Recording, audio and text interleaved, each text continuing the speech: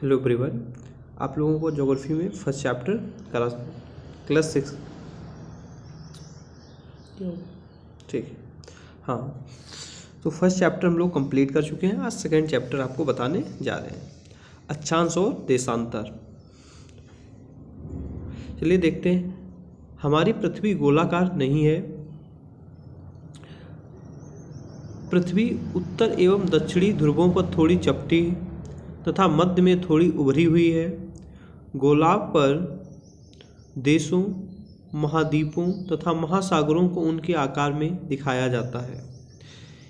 एक सुई गोलार्ध में झुकी हुई अवस्था में स्थित है, जिसे अक्ष कहा जाता है। जैसे मान लीजिए अर्थ है, ये जो एक बीच में ऐसे तिरछा लाइन है, इसी को हम लोग क्या कहते हैं, अक्ष। जबकि ओरिजिन से कितना झुकी हुई है, 23.5 डिग्री झुकी हुई है। और पृथ्वी एग्जैक्ट गोलाकार नहीं है, इसका जो शेप है कैसा है, जियॉड।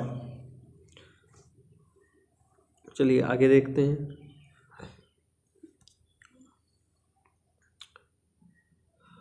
गोलार्ध पर वे दो बिंदु जिनसे होकर सुई गुजरती है, उत्तर तथा दक्षिणी ध्रुव, उनको उत्तरी और दक्षिणी ध्रुव कहते हैं। जैसे ये वाला, इसको उत्तरी ध्रुव कहा जाता है, इस वाले को दक्षिणी ध्रुव कहते हैं। क्लियर।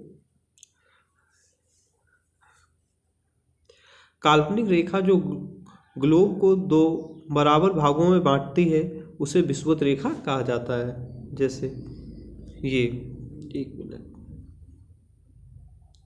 ये मान लेते हैं अर्थ है, कलर चेंज कर लेते हैं फिर। अच्छा, हाँ, ये अर्थ है। इसको ये वाली जो लाइन है, इसी को हम लोग भूमध्य रेखा भी कहते हैं, इसी को विषुवत रेखा भी कहते हैं। इंग्लिश में इसको इक्वेटर कहा जाता है। ठीक है, ओके। इस रेखा में स्थित आधे भाग को उत्तरी गोलार्ध तथा आधे भाग को दक्षिणी गोलार्ध कहा जाता है। ये वाला, इसको कहा जाता है उत्तरी गोलार्ध और इसको कहा जाता है दक्षिणी गोलार्ध, इस वाले को। क्लियर।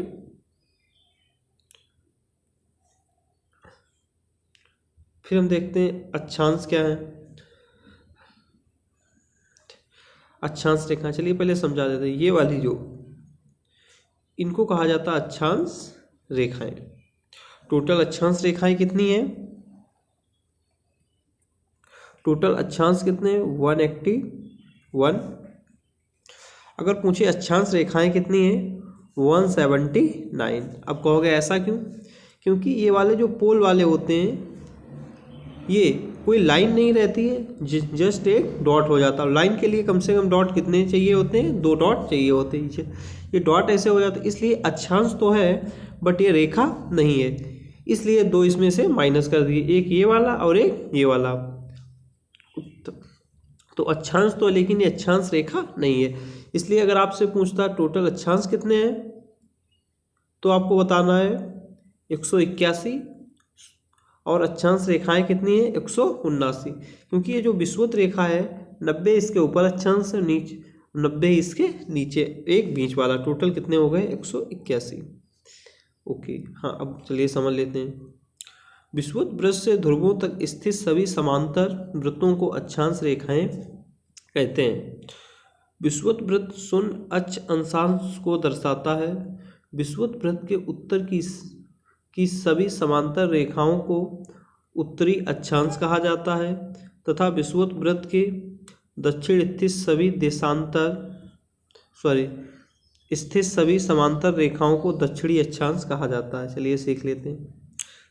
जो इसके ऊपर वाले उनको कहा जाता है उत्तरी अक्षांश, जो इसके नीचे वाले इनको कहा जाता है दक्षिणी अक्षांश। ओके, अक्षांश रेखाएं क्या हैं? उत्तरी गोलार्ध में कर्क रेखा है। जो ये वाली जो लाइन है, जो 23.5 डिग्री है, इसको कहा जाता है, इसी को हम लोग कर्क रेखा कहते हैं। जो 23.5 डिग्री जो दक्षिण में है, इसको मकर रेखा कहा जाता है। क्लियर है। विषुवत वृत्त के, एक मिनट, अब देखते हैं। विषुवत वृत्त के 66.5 डिग्री उत्तर में स्थित उत्तर ध्रुव कहते हैं, और दक्षिण में उसे दक्षिणी ध्रुव कहा जाता है।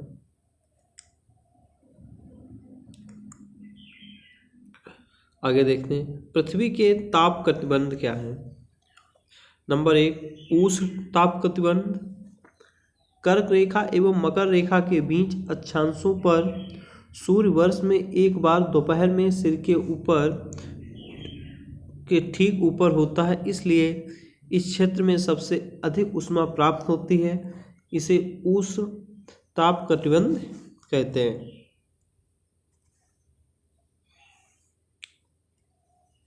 अब आता है शीतोष्ण कटिबंध क्या है। उत्तरी गोलार्ध में कर्क रेखा एवं उत्तर वृत्त तथा दक्षिणी गोलार्ध में मकर रेखा एवं दक्षिणी वृत्त के बीच वाले क्षेत्र का तापमान मध्यम रहता है, इसलिए इन्हें शीतोष्ण कटिबंधी कहा जाता है। चलिए देख लेते क्या है। ये मान लेते अर्थ है ये, एक मिनट, वाइट पेज ले लेते हैं एक। अब चलिए इस पे समझाते हैं।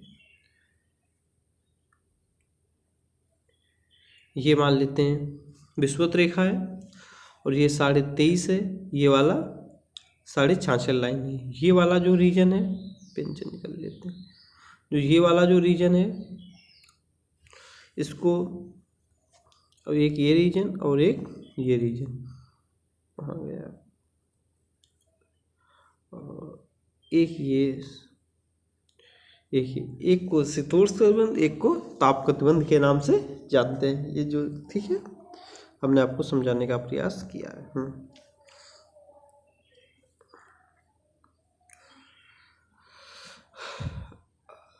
एक मिनट, हाँ अब देखते हैं शीत कटिबंध क्या है। उत्तरी गोलार्ध में उत्तरी ध्रुव, दक्षिणी गोलार्ध में दक्षिणी ध्रुव के बीच के क्षेत्र में ठंड बहुत होती है, क्योंकि यहाँ सूर्य 36 से ऊपर नहीं आ पाता है, इसलिए ये शीत कटिबंध कहलाते हैं। तो अक्षांश के बारे में तो मैंने सीख लिया। अब देखें देशांतर क्या है।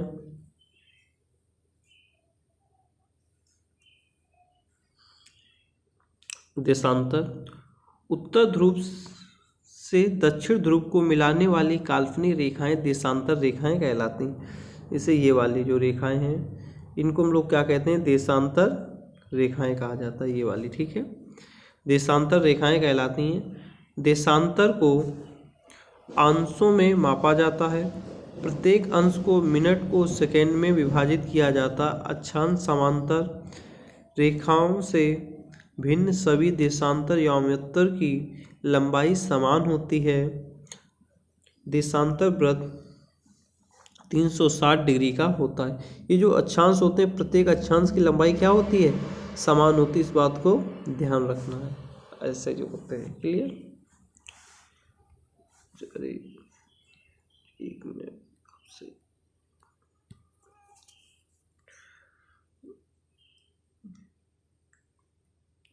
याम्योत्तर क्या है इसको सीख लेते हैं।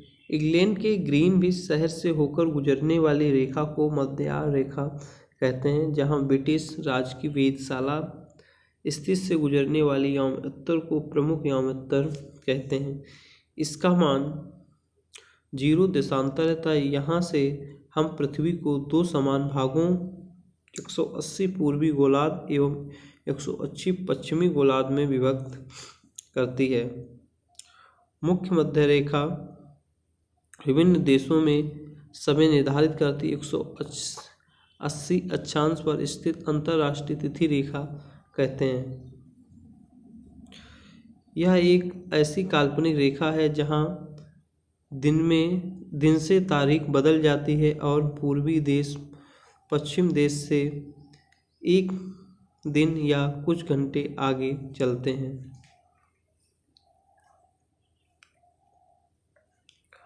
मानक समय क्या है इसको जान लेते हैं। समय को मापने का सबसे अच्छा साधन पृथ्वी, चंद्रमा एवं ग्रहों की गति है। सूर्योदय एवं सूर्यास्त प्रतिदिन होता है, अतः स्वाभाविक ही है कि यह पूरे विश्व में समय निर्धारण का सबसे अच्छा साधन है। पृथ्वी पश्चिम से पूर्व की ओर चक्कर लगाती है, अतः वे स्थान जो ग्रीनविच के पूर्व में हैं उनका समय ग्रीनविच समय से आगे, तथा जो पश्चिम में हैं उनका समय ग्रीनविच से क्या होता है, पीछे होता है। समय के अंतर की गणना निम्नलिखित विधि से की जा सकती है। पृथ्वी लगभग 24 घंटे में अपने अक्ष पर 360 डिग्री घूम जाती है, अर्थात वह 1 घंटे में 15 डिग्री एवं 4 मिनट में 1 डिग्री क्या होती है, घूमती है।